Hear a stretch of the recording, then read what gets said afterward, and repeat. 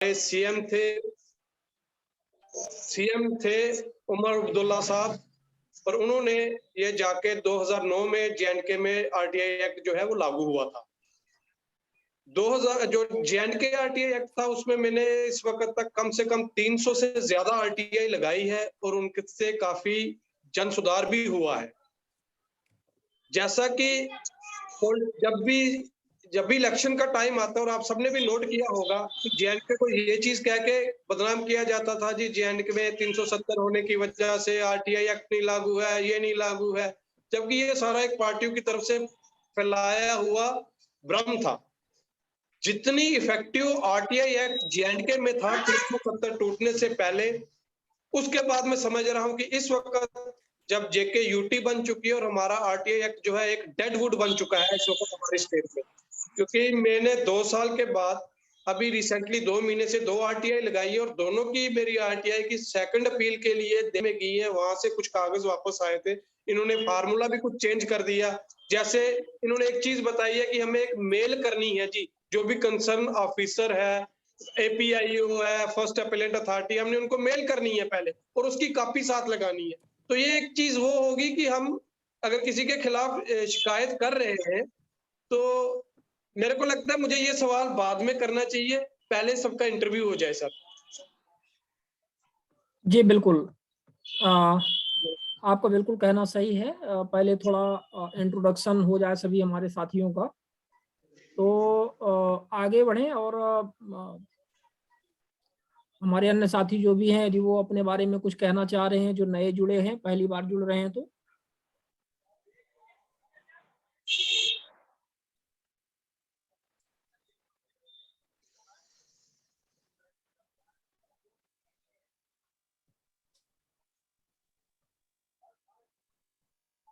दारविंदर जी, आप बहुत अच्छा अपने अनुभव के बारे में बता रहे थे। हमें लगता है कि जम्मू और कश्मीर साइड से लोगों ने बहुत कम अपने अनुभव अभी यहाँ पर शेयर किए हैं, तो आप थोड़ा सा अपने अनुभव के बारे में तब तक 1-2 मिनट और बताएं। शुक्रिया सर। जम्मू कश्मीर में आरटीआई एक्ट ऐसा रहा, 370 से पहले की बात कर रहा हूं, इतना इफेक्टिव था कि हमारे यहाँ काफी, जैसे हॉस्पिटल की प्रॉब्लम निकाल के उसके ऊपर हमारे यहाँ एक एक्टिविस्ट है बलविंदर सिंह जी, सब उनका नाम जानते होंगे, वो एडीआर में भी है, और राजा मुजफ्फर भट्ट जी, उनके बारे में भी काफी लोग जानते होंगे, जिन्होंने बहुत ही ऊंचे स्तर पे जाके काम किया है। तो मैं भी एक छोटा सा कार्यकर्ता हूँ इसमें, आरटीआई एक्टिविस्ट हूँ, जो आरटीआई लगाता रहता हूँ पब्लिक के फायदे के लिए, जिसमें हम पीडब्ल्यूडी डिपार्टमेंट हो गया, हॉस्पिटल हो गया, स्कूल एजुकेशन हो गया, यहाँ हमने आरटीआई लगाई, और आरटीआई से हमने नौकरियां, मतलब ऐसा समय रहा कि हमने डिपार्टमेंट से नौकरियां कितनी पेंडिंग है वो निकाल के लोगों के सामने रखी।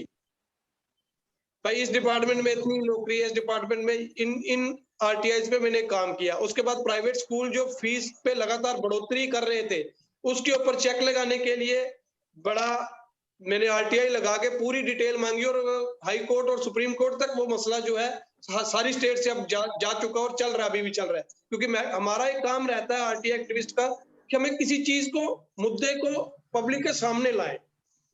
इस वक्त मैंने एक मुद्दा उठाया हुआ है जिसके बारे में थोड़ी सी शेयर करना चाहूंगा और सबकी राय भी लूंगा।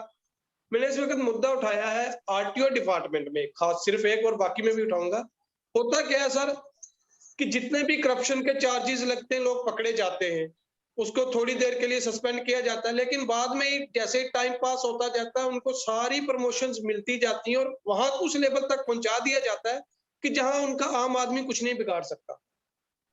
जम्मू कश्मीर किसी वक्त करप्शन में नंबर 1 स्टेट रही है, और उसको उजागर करने में हमारे यहाँ के 50-60 आरटीआई एक्टिविस्ट का काफी बड़ा अहम रोल रहा।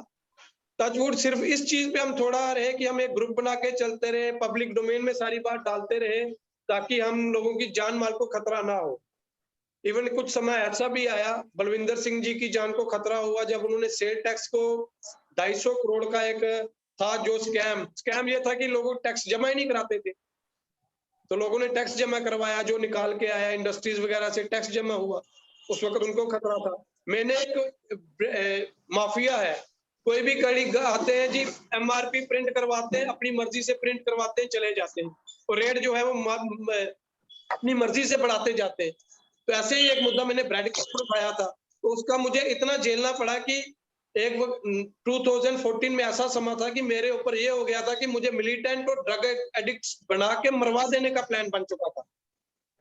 तो वो by God, by the grace of God, by the help of other peoples, knowledge personalities, system से बच के आया। जबकि मुझे खुद अपने ऊपर FIR करवा के खुद को अरेस्ट करवाना पड़ा, फिर जाके उसको लड़ा। 1 साल के बाद मैं उस केस से बरी हुआ, बाइज्जत बरी हुआ। तो ये ऐसे मसले जो है बनते हैं जिनसे लोग डर जाते हैं। हमें डरना नहीं है, बट हमारा जो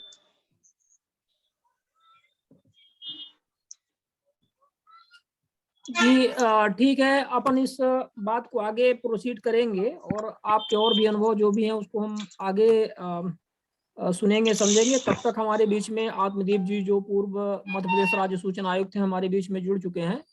सर, आपका हार्दिक स्वागत है। धन्यवाद।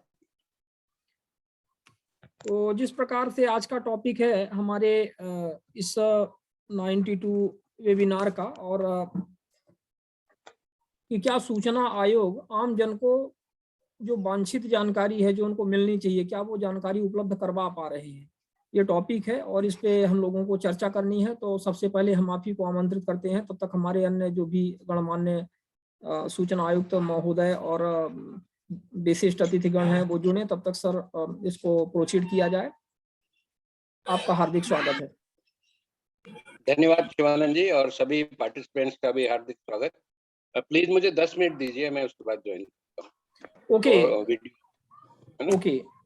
ओके, तो ऑडियो ऑन रखूंगा, वीडियो हाँ नहीं 10 ठीक मिनट है में ठीक है, वो हम समझ पा रहे हैं कि 10-5 मिनट तो जुड़ने में थोड़ा सा लगता ही है। तब तक हमें लगता है कि हम इसी डायरेक्शन पे चलें और हम जो हमारे साथी हैं उन्हीं के अनुभव शेयर जो भी हैं वो अपने अनुभव शेयर करें और हम लोगों को अपने अपने अनुभव बताएं। तो धर्मेंद्र जी, बहुत अच्छा अपना अनुभव आपने शेयर किया और इसके विषय में आगे भी अपन चर्चा करेंगे। और भी हमारे साथियों ने हैंड रेज किया हुआ है, तो जो नए साथी हैं कार्यक्रम में पहली बार जुड़े हुए हैं, अपने कुछ अनुभव बताना चाहते हैं इस कार्यक्रम में, कैसे वो जुड़ पाए, कैसे उनको ये जानकारी मिली और उन्होंने कहाँ कैसे RTI लगाई और किस प्रकार से वो काम कर रहे हैं, अपने अनुभव आप लोग थोड़ा सा शेयर करें। सर, मुझे अनुमति है बोलने की? रजनीश भरारा जी, बिल्कुल अनुमति है, बताएं। सर, मैंने लास्ट ईयर एक RTI लगाया था, ये BSNL भारत संचार में। तो सर 2 टेलीफोन हमारे घर के अंदर लगे हुए थे, लैंडलाइन। एक हमारे नाम का था और एक हमारे स्वर्गीय पिताजी के नाम पे था। हमने इनसे पूछा था कि ये फोन कब इंस्टॉल किए गए और इनको कब विस्थापित किया गया, कृपया इसके तरीके बताइए और इनका जो जो डॉक्यूमेंट लिए थे इंस्टॉल करते वक्त उसकी प्रमाणित प्रति दें, नंबर 1। और उनके इंस्टॉल करने की तारीख से लेकर विस्थापित होने की तारीख तक इनके बिलों की प्रमाणित प्रति दें। और बोला इनका जो आपने सिक्योरिटी डिपॉजिट लिया था वो कौन से हेड में रखा है और कितना ब्याज लगा आज तक, ये वगैरह वगैरह 2-3 पॉइंट और थे, ये पूछा था। और पहले सूचना अधिकारी तो बहाना लगाता है कि ये जो आपने ड्राफ्ट भेजा वो इसकी फेवर में नहीं, इसकी फेवर में भेजना है। तो वो भी दोबारा हमने भेज दिया, उसके बाद जवाब कोई आज तक नहीं दिया। मैंने कांटेक्ट किया फोन पे व्हाट्सएप पे ये मैसेज दे रहा है कि सूचना ये तृतीय पक्षकार से संबंधित है, इसलिए आपको ये सूचना नहीं दी जा सकती। तो इसी की अपील, इसके विरुद्ध हमने अपील करा कि ये तृतीय पक्षकार नहीं है, ये मैं स्वयं हूँ और दूसरा मेरे स्वर्गीय पिताजी का है। तो उस अधिकारी ने भी बिना कोई जांच किए मेरे आवेदनों की उसको यही कह के नकार दिया कि ये तृतीय पक्षकार की सूचना नहीं दी जा सकती। और सबसे बड़ी मजेदार बात, और इससे भी बड़े मजेदार बात है, इसका द्वितीय अपील किया गया केंद्रीय सूचना आयोग में। अभी इसी महीने हमारी सुनवाई हुई है, तो उसमें भी इन्होंने सूचना आयोग ने बगैर पढ़े बगैर डील किए कहते हैं उन्हीं के दोनों के जवाब को बरकरार रखा। ये बताइए न्याय तृतीय पक्षकार कैसे हो गया और इसका आगे क्या किया जा सकता है, ये बताइए सर। ये तो दज्जी पे दज्जी उड़ रही है सर। बिल्कुल सही कहा आपने, और इन्हीं सब विषयों को लेकर के आज का जो हमारा वेबिनार है बेसिकली इन्हीं बिंदुओं पर केंद्रित है कि आखिर सूचना आयोग आम जन को कितनी दूर तक जानकारी उपलब्ध करवा पा रहा है। क्या हमें आज 17 साल में मिलना चाहिए था और क्या हमें नहीं मिल पाया है, और इनके क्या ऑर्डर्स इस तरह से जो आ जाते हैं, तो जिसकी वजह से पूरा आरटीआई एक्ट एक तरह से खत्म तो नहीं कह सकते कि पूरी तरह से खत्म होने की कगार पे है, लेकिन कहीं ना कहीं इस पर बुरे प्रभाव पड़ते हैं, और ऊपर से फिर कोर्ट के आदेश वो उस पर आग में घी का काम कर रहे हैं। तो इन सारे बिंदुओं को लेकर के चर्चा आज हमारे बीच में सौरभ दास जी भी हैं।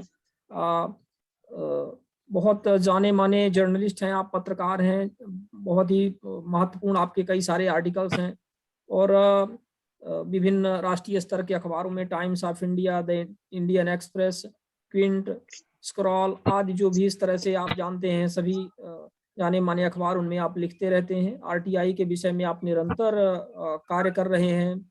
बहुत सारी जनहित याचिकाएं आपने लगा करके रखी हैं। अभी आपको पता होगा 48 आवर्स वाला एक केंद्रीय सूचना आयोग के विरुद्ध एक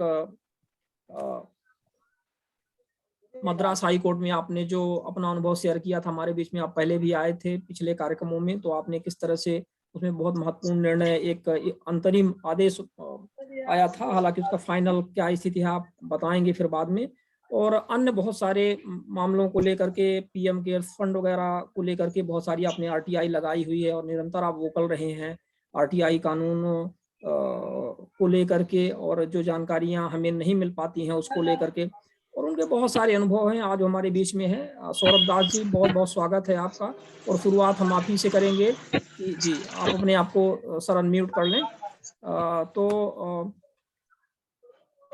कृपया प्रारंभ करें आप अपने अनुभवों के बारे में, और साथ में किस प्रकार से जो सूचना आयोग है कितनी दूर तक हम लोगों को जानकारी उपलब्ध करवा पा रहे हैं। आज 17 साल हो गए हैं और हमें क्या मिलना चाहिए था और क्या मिला है आज, इन्हीं सब बिंदुओं पर। बहुत बहुत धन्यवाद आपका। बहुत धन्यवाद।